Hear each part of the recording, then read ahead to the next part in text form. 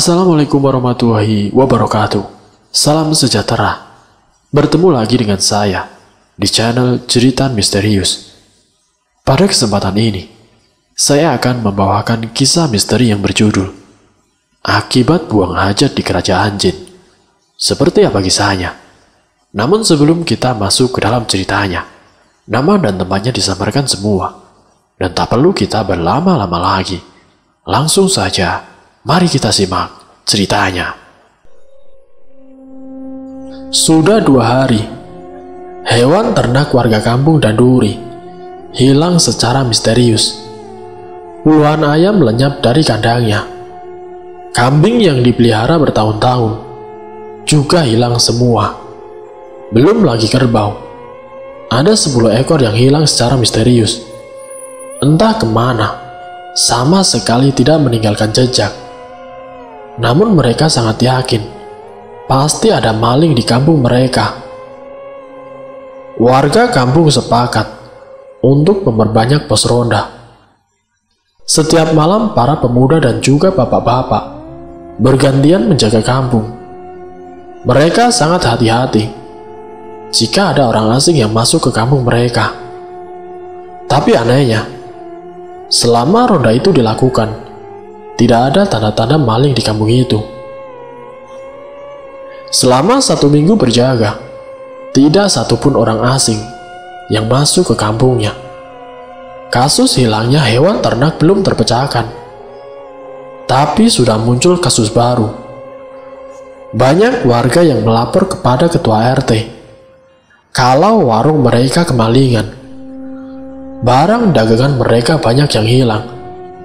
Tapi si maling hanya mencuri barang yang bisa dimakan, seperti kue biskuit, kopi, dan juga makanan lainnya.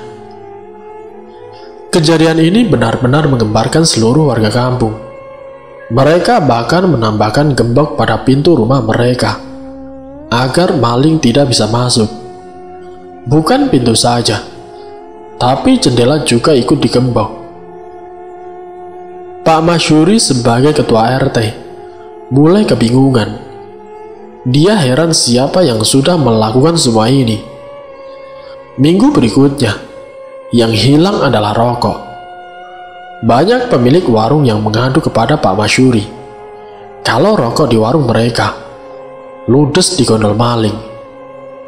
Tapi tunggu dulu, Pak Masyuri enggan buru-buru memutuskan kalau hilangnya rokok warga itu digondol maling. Soalnya rokok Pak Masyuri juga sering hilang. Padahal jelas-jelas ia meletakkan rokok itu di dalam kamarnya. Hal itu juga dialami bapak-bapak dan juga para pemuda di kampung. Mereka sering kehilangan rokoknya. Lengah sedikit, rokok itu lenyap begitu saja. Sementara itu di lain tempat, jauh dari kaki Gunung Karang, ada grup Jaipong yang reputasinya tidak terkalahkan. Namanya grup Goyang Geboy. Mereka sangat tersohor. Setiap mereka manggung, yang nonton pasti ratusan orang. Sudah seperti nonton konser artis ibu kota. Tapi itu dulu. Sekarang grup Goyang Geboy sudah tidak laku. Orang-orang lebih suka menanggap dangdut ketimbang Jaipong. Dulhanan pendiri grup Jaipong Goyang Geboy sekarang sudah beralih profesi menjadi kulit panjat pohon melinjo. Sedangkan Dian Rara si primadona yang selalu dinanti-nanti goyangannya sekarang sibuk jualan sawo di pinggir jalan. Dia sudah menikah dan punya 1 anak yang nakalnya minta ampun. Lain halnya dengan nasib para penabuh gamelan. Mereka semua menjadi tukang ojek yang setiap hari hanya termenung di pinggir jalan, menunggu penumpang yang tidak pasti. Sekalinya ada para penumpang dijemput oleh keluarganya. Sekarang hidup mereka serba sulit, tidak seperti dulu saat grup Jaipong Goyang Geboy sedang berjaya. Mereka bisa mendapatkan uang yang melimpah ruah dari hasil manggung. Namun sekarang hanya tinggal kenangan. Malam itu di tengah malam sekitar jam 12, Dulhanan tidak bisa tidur. Dia lalu masuk ke kamar, tempat disimpannya gamelan. Sudah lama sekali gamelan itu tidak digunakan. Alat itu berdebu dan penuh dengan sarang laba-laba. Dulhanan menyalakan lampu kamar. Dia lalu mengambil kain basah dan membersihkan gamelannya dengan kain itu, sambil menyanyikan lagu Jaipong. Dia pelan mengelap gamelannya. Tidak lama kemudian, ada yang mengetuk pintu rumahnya. Dulhanan keheranan. Tidak biasanya ada orang yang bertamu di tengah malam seperti ini. Segera dia membuka pintu itu. Di hadapannya berdiri seorang lelaki, berpakaian serba hitam dan mengenakan belangkon batik. Perawakan lelaki itu sangat kurus. Kumisnya tebal sekali, alisnya menjuntai sampai ke ceruk mata. Lelaki itu benar-benar asing bagi si Dulhanan. "Cari siapa ya, Pak?" tanya Dulhanan. "Bapak Dulhanan. Saya mencari Bapak Dulhanan," jawab lelaki itu sambil tersenyum ramah. "Oh iya, saya sendiri, Pak. Mari silakan masuk." Dulhanan kemudian menggelar tikar panden. Lelaki itu pun duduk bersila sambil terus tersenyum ramah. "Kalau boleh tahu, ada perlu apa dengan saya, Pak?" Dulhanan penasaran. Jarang-jarang dia kedatangan tamu. "Saya diutus untuk menyampaikan pesan kepada Bapak," kata lelaki itu. "Pesan? Pesan apa, Pak? Dari siapa?" Dulhanan semakin penasaran. "Ini pesan dari Abah Khairi. Beliau mau mengadakan hajat besar, menikahkan anaknya. Nah, beliau mau panggil grup Jaipong Goyang Geboy buat meramaikan acara pernikahan," jelas lelaki itu. Dulhanan terkejut mendengar penjelasan lelaki itu. Dia tidak menyangka ternyata masih ada orang yang mau memakai jasanya. Tanpa pikir panjang lagi, Dulhanan langsung mengiyakan tawaran itu.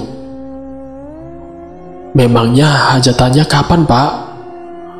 tanya Dulhanan. "Malam minggu, Pak. Soal bayaran, Pak Dulhanan tidak akan kecewa. Abah Khairi mau bayar 50 juta, kata lelaki itu. "Wah, mantap itu, Pak." Dulhanan bahagia sekali mendengar bayaran yang sangat tinggi. "Ya sudah, nanti hari Sabtu setelah maghrib saya kesini lagi ya, Pak. Nanti saya bawa teman-teman yang lain buat membantu bawa alat-alat Bapak. Kita jalan kaki saja," kata lelaki itu.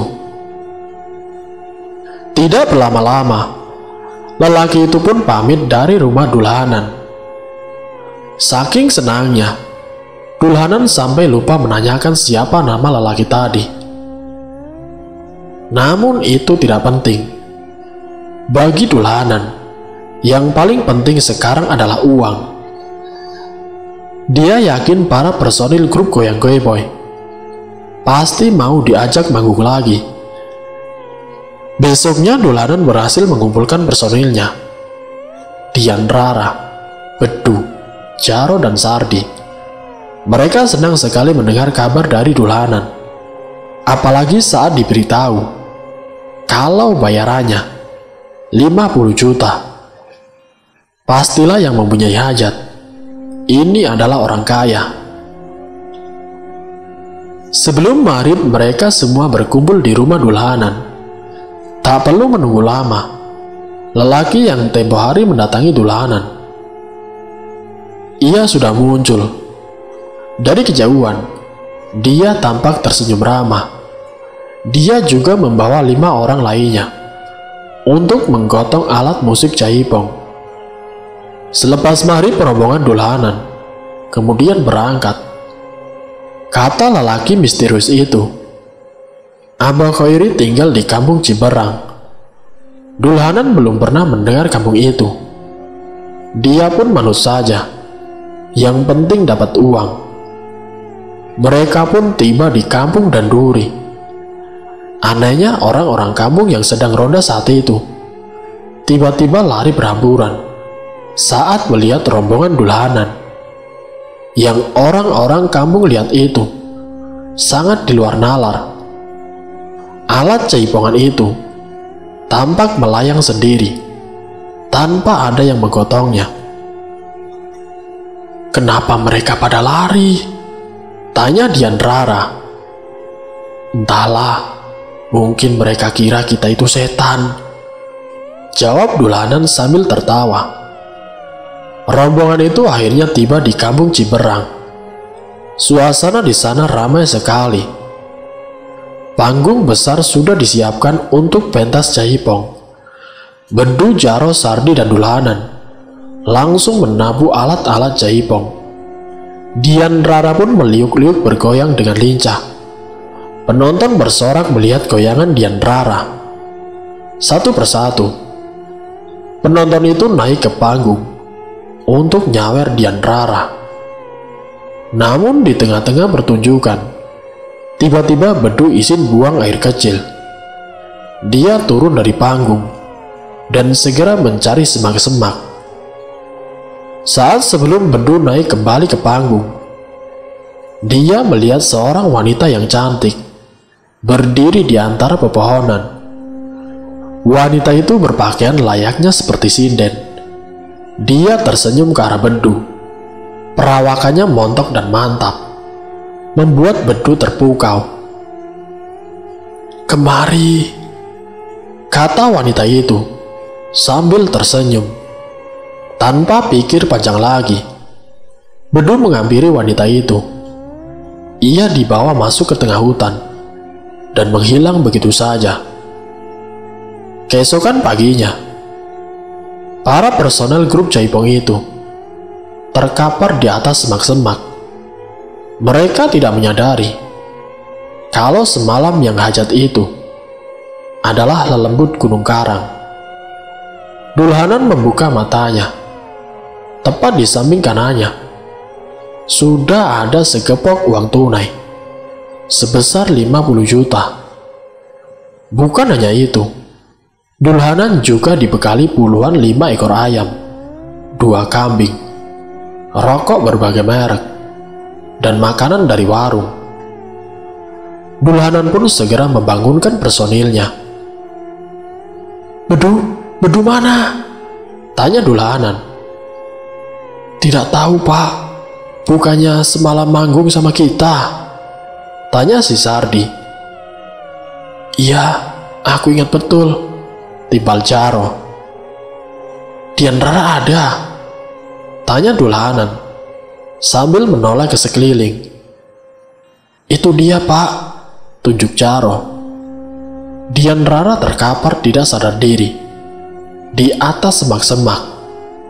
Pakaiannya acak-acakan. Mungkin Dian Rara kelelahan setelah semalaman suntuk menari tanpa henti. Di sisi yang lain, seperti biasa, setelah berjamaah asar, para santri pondok pesantren Al-Barokah berbondong-bondong pergi ke surau untuk ngaji kitab kuning. Kiai Muntako, seorang pemimpin pondok pesantren, menabuh kentungan sebanyak 3 kali, pertanda pengajian akan segera dimulai. Dia lalu berjalan dengan santai menuju ke surau sambil menenteng kitab kuning. Di dalam surau itu tampak santri putra dan putri sudah berkumpul. "Assalamualaikum," kata Kiai Muntako. Semua santri itu menjawab dengan serentak. Kiai Muntako langsung membuka kitab kuningnya dan menerangkan bait demi bait makna kitab itu. Para santri sibuk mencatat apa yang dijelaskan gurunya. Di tengah-tengah pengajian, tiba-tiba Nurul bertingkah sangat aneh. Dia tidak mencatat perkataan gurunya, melainkan diam saja, sambil tertunduk. Pulpen digenggam dengan sangat keras, bahkan sampai patah. "Nurul, kamu kenapa?" tanya salah satu temannya. Nurul yang saat itu berkerudung hitam tidak menjawab apapun. Dia tetap tertunduk. Air liur tiba-tiba menetes dari mulutnya.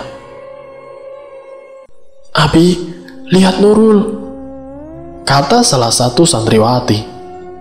Ia terkejut saat melihat kedua mata Nurul berubah menjadi hitam semua. Tidak salah lagi kalau Nurul ini kerasukan setan. Saat itu juga Nurul berdiri, wajahnya dipenuhi urat yang menonjol berwarna hijau. "Astagfirullahaladzim." Kiai Muntako mengelus dadanya. Kiai muda itu bergumam membaca ayat suci Al-Quran. "Qul a'udzu birabbin nas, malikin nas, ilahin nas." Belum sempat dia menyelesaikan bacaannya, jin jahat yang ada di dalam tubuh Nurul berteriak lalu mendekat ke arah Kiai Muntako. "Min syarril waswasil khannas, alladzi waswisu fi sudurin nas, minal jinnati wan nas." Nurul malah melanjutkan bacaan gurunya dengan suara besar dan menggema. Dia lalu tertawa terbahak-bahak. Santri berhamburan keluar surau. Mereka semua ketakutan, kecuali Faisal. Dia adalah kakaknya si Nurul. Dengan nafas yang terengah-engah, Faisal mendekati adiknya. "Dek," kata Faisal. Intonasi suaranya sangat ketakutan. "Faisal, keluar dari surau ini," pinta Kiai Muntako. Tapi Faisal tidak mau meninggalkan adiknya dalam kondisi seperti itu. "Dek, sadar dek, sadar," teriak Faisal. Nurul membalikkan badannya, lalu menatap Faisal dengan tatapan yang tajam. Dengan sekejap mata, Nurul mencekik leher kakaknya. Ia pun mengangkat tubuh Faisal. Seketika peci Faisal terjatuh. Kedua tangannya menggapai-gapai. Dia kesulitan bernafas. Buru-buru Kiai Muntako menyeruduk tubuh Nurul. Mereka pun terpental. Faisal mengadu kesakitan saat kepalanya membentur tembok. Sedangkan Nurul masih mengamuk. Kiai Muntako segera membaca kalimat-kalimat ruqyah tepat di telinga Nurul, yang membuat wanita itu berteriak seperti kesakitan. Matanya melotot. Sesekali dia mencaci Kiai Muntako.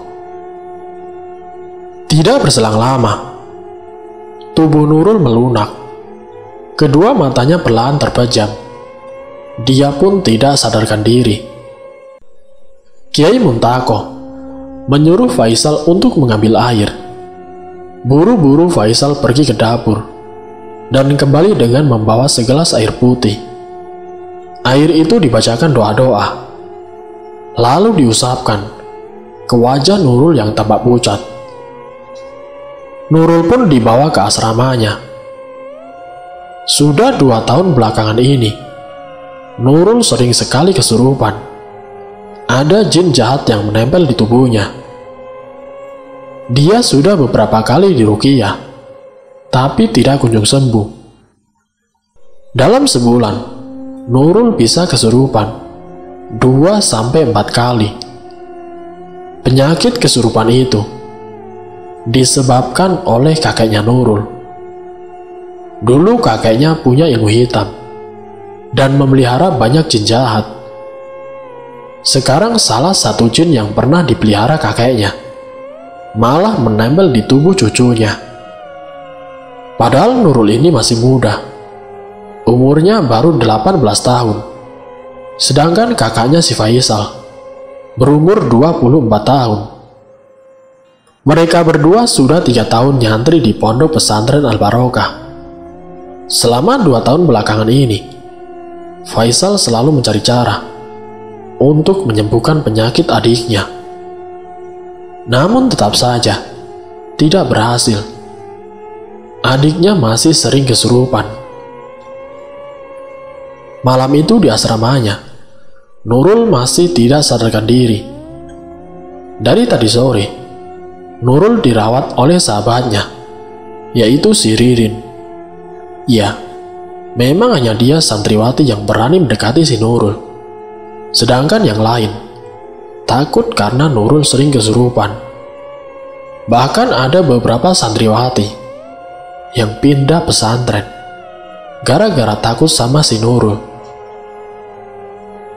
Tengah malam saat semua orang di pesantren telah tertidur, Nurul tiba-tiba terbangun. Cara bangunnya tidak wajar. Dia duduk begitu saja, tanpa dibantu kedua tangannya. Nurul seperti dikendalikan makhluk gaib. Tatapannya sangat kosong, wajahnya pucat sekali. Dia masih menggunakan kerudung warna hitam kesukaannya.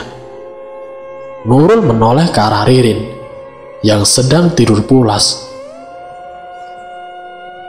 "Ririn," panggil si Nurul. "Ririn." Ririn pun terbangun. Ia mengucek kedua matanya, lalu menoleh ke Nurul.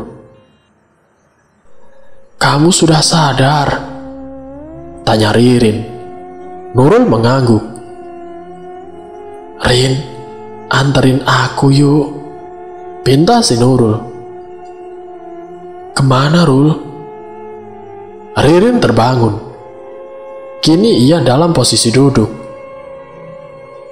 "Ke belakang asrama, nyari kalungku. Kalungku hilang, Rin. Pasti jatuh pas wudhu. Itu kalung pemberian ibuku," kata Nurul kemudian. "Ya sudah, ayo kita cari." Ririn membuka lemarinya. Dia meraih senter dan mengenakan kerudung. Setibanya di belakang asrama, Nurul malah mematung. Dia tidak mencari kalungnya yang hilang. "Nurul," sapa Ririn dengan ragu-ragu. Dia mulai curiga kalau temannya itu kini telah kerasukan lagi.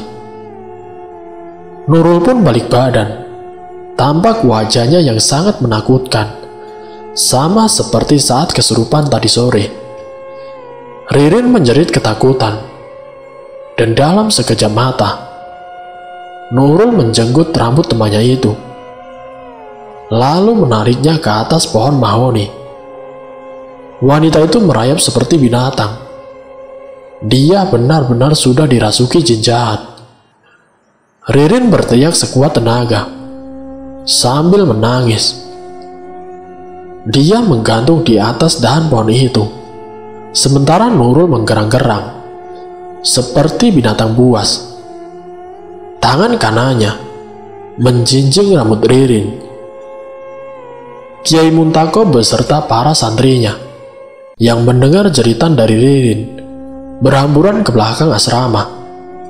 Semua orang yang ada di sana sangat panik sekali melihat Ririn menggantung di dahan pohon mahoni. Kiai Muntako membaca kalimat-kalimat ruqyah sambil mengacukan telunjuknya ke arah Nurul. Saat itu juga, Nurul mulai terlihat kesakitan. 5 orang santri muncul dengan menggotong sebuah spring bed untuk menahan tubuh Ririn. Nurul menjatuhkan Ririn, dan untung saja wanita itu jatuh tepat di atas spring bed. Sementara Nurul masih bertengger di atas dahan pohon mahoni. Kalimat-kalimat ruqyah terus dilontarkan oleh Pak Kiai Muntako. Nurul pun terjungkal ke belakang. Dia juga jatuh tepat di atas spring bed, sehingga tidak ada luka sedikit pun. Faisal memeriksa keadaan adiknya. Dia menangis karena tidak tega melihat adiknya yang sering sekali kesurupan. 1 minggu kemudian, sudah 5 kali Faisal bermimpi tentang sumur 7 yang ada di puncak Gunung Karang. Di dalam mimpinya itu, Faisal didatangi kakeknya sendiri. Kakeknya Faisal memberitahu kalau yang nempel di dalam tubuh Nurul itu adalah lelembut Gunung Karang. Satu-satunya cara agar Nurul bisa sembuh adalah mandi di sumur 7. Sumur itu terletak di puncak Gunung Karang. Faisal dan Nurul harus mendaki di gunung itu. Faisal sangat yakin mimpi itu merupakan sebuah petunjuk. Dia harus membawa adiknya ke sumur 7 itu. Itu bukan hal yang sulit. Lagi pula lokasi Gunung Karang dekat dengan pondok pesantrennya. Faisal bahkan bisa melihat gunung itu dari balik jendela asramanya. Namun yang membuat Faisal bingung adalah soal perizinan. Kiai Muntako pasti tidak akan mengizinkan Faisal mendaki gunung itu, apalagi dengan membawa si Nurul. Jadi tidak ada pilihan lain. Dia harus membawa adiknya kabur dari pondok itu. Faisal memang belum pernah mendaki Gunung Karang, tapi dia pernah membaca di internet kalau medan pendakian di sana tidak terlalu ekstrim. Faisal sangat yakin bisa membawa adiknya, tentunya dengan selamat. Faisal sudah merencanakan dengan matang skema kabur dari pondok. Saat para santri sedang berjamaah maghrib, Faisal mengendap-endap ke asrama adiknya. Kemarin Faisal sudah memberitahu si Nurul agar tidak ikut jamaah maghrib. Nurul keluar dari kamarnya melalui jendela. Dia membawa tas gendong warna hitam. Begitupun Faisal. Dia juga membawa tas yang di dalamnya berisi pakaian dan beberapa bungkus mie instan. Mereka tidak membawa tenda karena tidak punya. Faisal hanya berharap di tengah pendakiannya nanti dia bisa menemukan saung untuk berteduh. Singkatnya, mereka berdua berhasil kabur dari pesantren. Sebenarnya Faisal tidak tahu jalur pendakian Gunung Karang. Dia cuma modal nekat. Di pertigaan, Faisal memberhentikan 2 pengendara motor yang sedang melintas. Ia meminta diantarkan ke kaki Gunung Karang. "Mau masuk ke jalur mana? Dan Duri?" tanya lelaki gendut yang mengendarai motor bebek. "Iya, jalur mana saja. Yang penting bisa sampai ke puncak," jawab Faisal. Nada bicaranya terburu-buru. Sesekali dia menoleh ke belakang untuk memastikan kalau tidak ada santri yang mengikutinya. "Ya sudah, kita antar ke Danduri saja," kata lelaki yang satu lagi. Dia berbadan kurus. "Bayarannya berapa dulu?" tanya lelaki berbadan gendut. 100.000 cukup, tanya Faisal. "Ya sudah, ambil saja."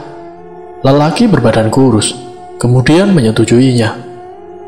Mereka pun berangkat ke kampung Danduri. Danduri ini memang menjadi jalur favorit bagi para pendaki Gunung Karang. Tidak sampai 30 menit, mereka akhirnya tiba di kampung Danduri. Hari sudah gelap. Faisal dan Nurul berdiri di pinggir jalan. "Kita sebenarnya mau kemana, Bang?" tanya Nurul. "Abang mau ngobatin kamu ke puncak Gunung Karang, Dek. Nanti adik mandi di sumur 7, biarlah lembut di tubuh adik hilang," jawab Faisal. "Abang tahu jalan ke puncak?" tanya Nurul lagi. "Kita tanya-tanya saja ke orang kampung sini, Dek. Ayo." Faisal menuntun lengan adiknya. Sebelum mereka masuk ke perkampungan, dari semak-semak muncullah seorang anak lelaki yang umurnya kisaran 15 tahun. Dia menuntun seekor kambing. Anak laki-laki itu tersenyum saat melihat Faisal dan Nurul. "Kalian dari mana?" tanya anak lelaki itu. "Kita dari pesantren. Kami mau mendaki Gunung Karang," jawab Faisal. "Malam-malam begini?" tanya anak itu. "Iya. Kamu tahu jalur pendakian di sebelah mana?" Faisal kembali bertanya. Anak itu menunjuk ke arah barat. "Kalau ingin sampai di puncak, ke arah sana, kalian harus melewati 3 pos." Faisal menelan ludahnya sendiri. Dia sadar mendaki tanpa pemandu pasti akan nyasar. "Begini, aku punya uang 300.000. Kalau kamu mau nganterin kami ke puncak, kami akan kasih kamu upah 300.000. Bagaimana?" tawar Faisal. "Wah, serius?" Anak itu malah senang. Faisal kemudian mengeluarkan uangnya. "Ini, kau pegang uangnya." Dia menyerahkan uang itu. "Oke, aku mau. Kenalkan dulu, namaku Acong. Aku asli orang sini." Aku Faisal, dan ini adikku Nurul," ucap Faisal tanpa senyum. "Kalian bawa tenda?" tanya Acong. Faisal dan Nurul menggelengkan kepala. "Tidak apa-apa, ayo ikut aku. Kita ambil tenda dulu di rumah," ujar Acong. Acong ini memang sering mengantarkan para pendaki ke puncak. Saking seringnya, dia bahkan pernah dikasih tenda bekas oleh salah seorang pendaki dari Jakarta. Memang tenda itu sudah jelek, tapi masih layak pakai. Setelah mengambil tenda di rumah Acong, mereka pun memulai pendakian. Acong membawa senter yang lumayan besar, sehingga cukup untuk menerangi jalan. Medan yang mereka tempuh mulai menanjak. Acong jalan di barisan depan, Nurul kedua, sementara Faisal di barisan paling belakang. Dari kejauhan, terdengar suara dengkur babi, membuat Nurul ketakutan. "Itu suara apa, Bang?" tanya Nurul sambil menoleh ke belakang. "Tenang, itu hanya suara babi," yang menjawab malah Acong. Faisal menoleh kepada jam tangannya. Dia lalu menyuruh Acong untuk berhenti. "Sudah waktunya sholat Isya. Kita berhenti dulu di sini," ujar Faisal. Faisal lalu mengeluarkan 2 botol air dari dalam ranselnya. Ia serahkan 1 botol pada Nurul. Mereka berdua berwudu. Air di botol itu masih ada sisa. Faisal menyerahkan kepada Acong. "Kamu mau wudu?" tanya Faisal. "Tidak, kalian saja. Aku tidak pernah sholat," jawab Acong. Faisal kembali menutup botolnya. "Kau tahu arah barat sebelah mana?" tanya Faisal kepada Acong. Acong pun menunjuk ke sebuah arah. Saking seringnya ke puncak Gunung Karang, Acong sampai hafal di sebelah mana matahari terbit dan tenggelam. Tidak lama kemudian, Faisal dan Nurul menggelar sejadah. Mereka berdua sholat berjamaah. Sementara Acong hanya berdiri di samping mereka. Sesekali ia menyorotkan cahaya senter ke belakang untuk memastikan kalau tidak ada babi hutan yang mendekat. Namun saat Acong menoleh ke Faisal yang sedang bersujud, tampak Nurul berdiri di belakang Faisal. Dia tidak mengikuti gerakan imamnya. Nurul malah menghadap pada Acong sambil tersenyum dingin. Tatapan matanya kosong dan terkesan menakutkan. Jelas saja si Acong terkejut dan membuat senter yang digenggamnya jatuh seketika. Buru-buru Acong mengambil kembali senter itu. Dan saat dia menoleh lagi ke arah Nurul, kini wanita itu sedang dalam posisi bersujud. Aneh sekali, padahal jelas-jelas tadi Acong melihatnya berdiri dengan wajah yang sangat mengerikan. Tidak lama kemudian, mereka berdua menyelesaikan sholatnya. Faisal dan Nurul memasukkan kembali peralatan sholatnya ke dalam ransel. "Tadi apa yang jatuh?" tanya Faisal. Ini senterku. Gagangnya licin sekali, Kak," kata Acong berbohong. Dengan wajah gugup, sesekali dia melirik kepada Nurul. Perjalanan dilanjutkan kembali. Cuaca semakin dingin.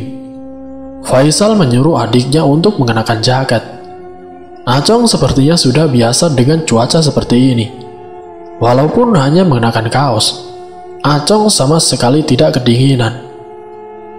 Di tengah-tengah perjalanan, Acong mendengar seorang wanita yang berbisik di belakangnya. "Acong," desis wanita itu. Sontak saja Acong berhenti, lalu menoleh kepada Nurul. "Iya," tanya Acong. "Kenapa ya?" Nurul malah balik bertanya. "Tadi ada yang panggil namaku," kata Acong. "Ah, paling salah dengar. Ayo lanjut saja," saut Faisal dari belakang. Medan semakin curam. Acong mengeluarkan sebuah tali berwarna putih dari dalam tasnya. "Kalian pegang ini," perintah Acong. "Buat apa?" tanya Nurul. "Biar tidak ada yang hilang. Kita semakin masuk ke wilayah hutan lebat," jawab Acong menjelaskan. Mereka bertiga saling memegangi tali. Tidak lama kemudian, Faisal minta berhenti. "Aduh, aku sakit perut nih. Apa aku boleh buang air besar, Cong?" tanya Faisal sambil meringis memegangi perutnya. "Ya sudah, sana ke semak-semak saja, Kak," jawab Acong. Kemudian Faisal pun lari ke semak-semak dengan membawa botol air minum. Tinggallah Acong dan Nurul. Mereka berdua sama-sama diam. Sebenarnya Acong masih takut dengan apa yang dilihatnya barusan. Wajah Nurul begitu datar dan sangat menakutkan. 20 menit berlalu, tapi Faisal tidak kunjung muncul. Acong benar-benar heran. Kenapa buang air besar? Lama sekali. Karena bosan menunggu, Acong menghampiri semak-semak di mana tempat Faisal buang air besar. Namun Faisal tidak ada di sana. Acong sangat panik. Dia lalu menggerakkan cahaya senternya di sembarang arah sambil berteriak memanggil Faisal. Tanpa disengaja, cahaya senternya menyinari 3 sosok manusia yang sedang berjalan ke timur. Tidak salah lagi, itu adalah Faisal. Sedangkan 2 orang lainnya adalah sosok yang menyerupai Acong dan Nurul. Sambil berteriak, buru-buru Acong lari mengejar Faisal.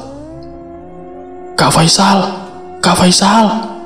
teriak Acong sangat kencang, hingga membuat Faisal menoleh kepadanya. Dari kejauhan, Faisal tampak bingung. sebab dia melihat dua sosok Acong sekaligus. "Kak Faisal, kembali. Jangan terpengaruh lembut gunung ini." Acong semakin mendekat. Dia mengambil batu sebesar genggaman tangan. "Lihat ini, Kak," kata Acong sambil melemparkan batu itu ke arah sosok lelembut. Batu itu pun menembus ke tubuh mereka, seperti menembus kabut. Kedua sosok yang menyerupai Acong dan Nurul kemudian masuk ke dalam kegelapan. Mereka menghilang begitu saja. Sedangkan Faisal masih terheran-heran dengan apa yang dilihatnya barusan. Hampir saja dia dibawa oleh lelembut gunung karang. Mungkin karena Faisal buang air besar sembarangan di gunung. Jadinya jin di gunung itu. Mungkin dia marah. Untung saja Acong segera datang dan lalu menyadarkan Faisal. Setelah itu Acong menuntun Faisal untuk pergi dari sana. "Ada apa, Bang?" tanya Nurul. Dia juga panik karena barusan mendengar si Acong berteriak memanggil nama Faisal. "Tidak ada apa-apa, Dek. Ayo, kita pergi dari sini," jawab Faisal dengan ekspresi wajahnya yang tampak sangat panik. Malam semakin larut. Mereka akhirnya tiba di pos 1. Di sana ada sebuah gubuk kecil yang ukurannya hanya muat untuk 2 orang saja. "Punten," Acong mengetuk pintu gubuk itu. Di dalam gubuk itu ada seorang lelaki tua yang sedang duduk bersila. Lelaki itu mengenakan baju dan celana panjang warna hitam. "Mangga," jawab lelaki tua itu sambil menoleh kepada Acong. Suaranya terdengar serak dan berat. "Bah, kalau boleh kami ingin numpang nginap di area sini," kata Acong dengan sangat sopan. "Silakan saja, tapi asal jangan berisik," ujar lelaki tua itu dari dalam gubuknya. Acong berterima kasih kepada lelaki tua itu. Dia lalu mendirikan sebuah tenda tepat di dekat gubuk si lelaki tua itu. "Tadi itu siapa?" tanya Faisal. "Dia Abah Munjid, juru kunci gunung ini. Dia orang sakti yang bisa berbicara dengan makhluk gaib," jawab Acong. Faisal pun mengangguk. Namun belum sempat mendirikan tenda, tiba-tiba Abah Munjid keluar dari dalam gubuknya. Ekspresi wajahnya tampak panik. Nafas Abah Munjid terengah-engah, seperti habis dikejar-kejar setan. Dia juga menatap Nurul dengan tatapan yang tajam. "Pergi kalian semua dari sini." Entah apa yang terjadi, Abah Munjid malah mengusir mereka. Ada apa, Bah?" tanya Acong sambil menggerutukan keningnya. "Wanita itu terkutuk," tunjuk Abah Munjid kepada Nurul. Faisal tidak terima adiknya dikatakan terkutuk. Dia pun langsung menarik lengan Nurul dan pergi dari sana tanpa memperdulikan Abah Munjid. Buru-buru Acong mengejar mereka. "Kita nyari tempat kemah yang lain saja," kata Faisal dengan nada kesal. Mereka menjauh dari pos 1 untuk mencari tempat berkemah. Tidak lama kemudian, Acong berhasil menemukan lokasi. Ia pun kemudian mendirikan tenda di sana. Faisal dengan cekatan membantu Acong. Tidak sampai 20 menit, tenda itu pun berdiri. Acong tidur di samping kanan Faisal, sedangkan Nurul tidur di samping kirinya Faisal. Sekitar jam 1 dini hari, Acong terbangun karena mendengar suara seseorang dari luar tenda. Suara itu terkesan seperti suara seseorang yang sedang melakukan sholat. "Allah!" Itu suara Nurul yang terdengar begitu lirih. Dari dalam tenda, Acong melihat dengan jelas bayangan seorang wanita yang sedang sholat di luar. Dia menoleh ke samping Faisal. Tidak ada Nurul di sana. Yang sedang sholat di luar itu pastilah si Nurul. Lantaran saking ngantuknya, Acong lantas tidur kembali. Namun sebelum terlelap, Acong mendengar suara Nurul berubah menjadi suara lelaki tua yang begitu menggema. Allah! Suara itu terdengar lirih dan berat. Acong kemudian bangkit. Kini dia dalam posisi duduk. Diperhatikan bayangan wanita yang mengenakan mukena sedang dalam posisi ruku.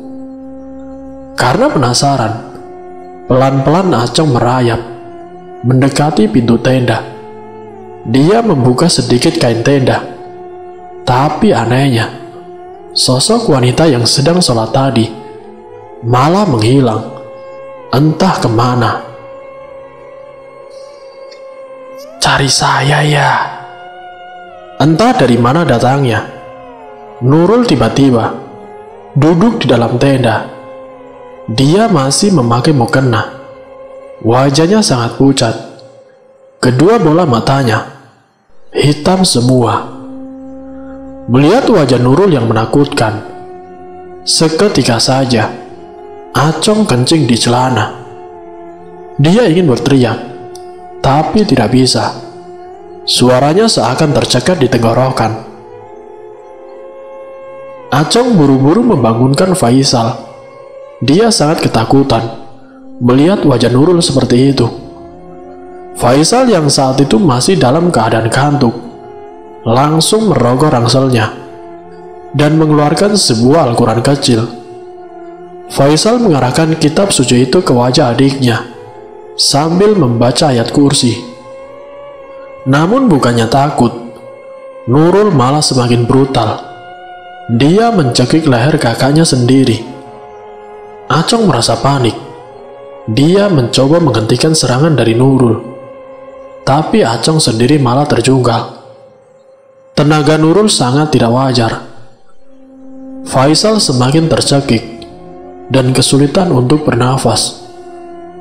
Mau minta tolong pun tidak akan bisa, karena mereka di dalam hutan yang lebat dan tidak ada yang berani memasuki hutan itu, kecuali ada satu kepentingan yang mengharuskan ke hutan tersebut.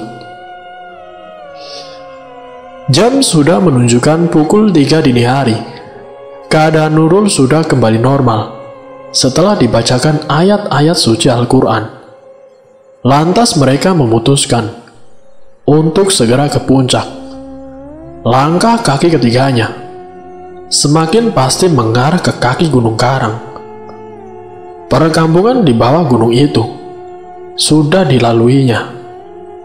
Tinggal hutan-hutan yang mulai menghadang langkah kakinya. Jalan setapak, jalan pencari kayu dan pemburu menuju gunung, kemudian diikutinya. Bang, apa kamu yakin kita bisa sampai ke sumur itu? Tanya Nurul. Iya dek, bismillah saja. Semoga kita segera sampai dan kamu bisa sembuh. Dari arah belakang, tiba-tiba terdengar langkah seseorang. Acong pun segera menghentikan langkahnya dan menengok ke belakang. Rupanya itu Abah Mujid. Kalian itu mau kemana? Tanya Abah Mujid. Saya mau ke sumur 7, Bah. Sebaiknya kalian pulang. Tidak usah ke sumur itu. Kalian ini sudah dibilangin ngeyel. Punten, Bah. Tapi saya harus segera ke sana. Adik saya harus disembuhkan. Ngeyel. Terserah kalian. Nanti kalau ada apa-apa, Saya tidak mau bertanggung jawab. Setelah mengatakan itu, kemudian Abah Munjid pergi. Acong yang sudah kenal bagaimana Abah Munjid bingung karena tidak biasanya beliau melarang setiap pendaki yang mau ke puncak. Samar-samar Nurul melihat segerombolan harimau di depannya. Ada 9 ekor harimau. Ya, harimau yang seumur hidup baru dilihatnya. Ada 9. Ajalku sudah dekat. Harimau ini akan menerkam. Batin Nurul bergumam ketakutan. Namun kakinya juga letih mendaki. Tidak ada kuasa untuk berbalik badan dan lari. Tubuhnya seperti kaku, memandangi kumpulan harimau yang semua matanya berkilat memandangnya. Namun tiba-tiba, batinnya seperti ada keberanian. Entah mengapa, dia seperti mengenali harimau-harimau itu, dan tidak takut sekalipun.